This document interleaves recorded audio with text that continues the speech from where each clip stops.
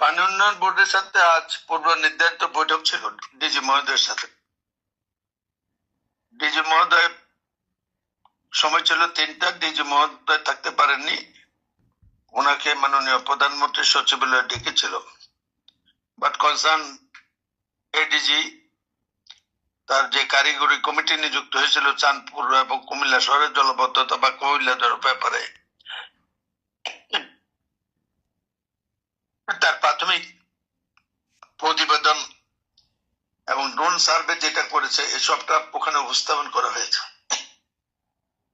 রিপোর্টটি প্রাথমিকভাবে অত্যাধিক ফলপ্রসূ ছিল এবং প্রথমবারের মতো একটা সার্ভে হয়েছে।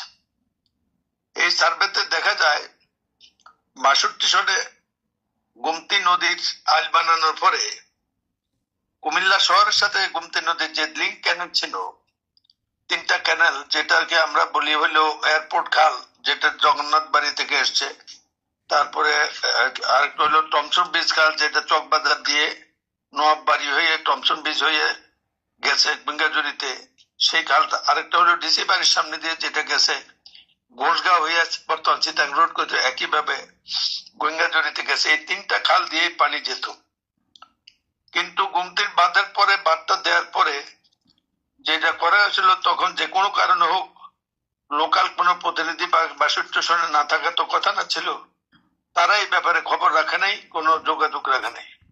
গোমতীর এই আইলটা যদি একটু অ্যাঙ্গেল করিয়া গোমতীর পাশে যে জায়গাটা এখন জল আটকা হয়, এটার লেয়ার হইলো উপরে, আর বাদ দেওয়ার হলে গোমতীর লেয়ার হইলো নিচে, এতে করে পানি জলাবদ্ধতা সৃষ্টি হয়েছে। এটা যদি গোমতীর ভিতরে একটু আইলটা ক্রস করে বামে ডাইনে ঢুকিয়ে দিত গোমতীর ভিতরে, তাহলে আজকের এই সমস্যাটা হতো না। এখন এটার পরবর্তী পর্যায়ে পাশে যে পুরান গোমতী সেটা ব্লক হয়ে যায়, আর এর মধ্যে এই সমস্ত গোমতী নদীর এইসব জায়গাতেই আমি আজকে জানতে পারলাম এইসব জায়গাতে মানুষ বাড়িঘর, ড্রেন, কালভার্ট নিজেরা বানিয়ে ফেলছে। এগুলো এখন বন্ধ হয়ে গেছে সবকিছু।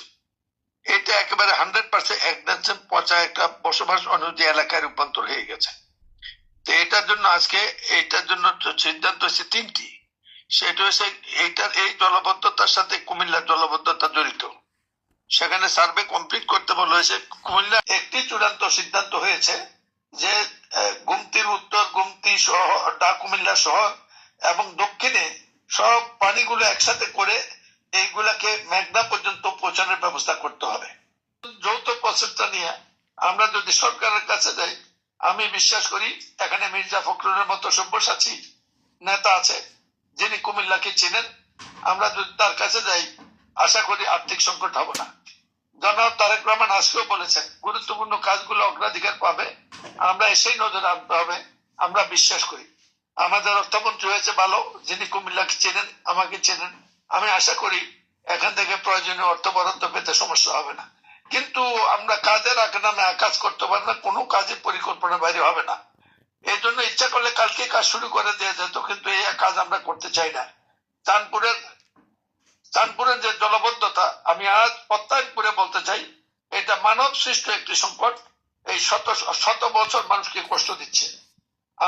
আমি 2-1 বছর সময় চাই, ইনশাল্লাহ এগুলা সবগুলা ফয়সালা হওয়ার পথে। এবং আমি আজকে প্রথম কাজ করলাম সংসদ সদস্য হিসাবে।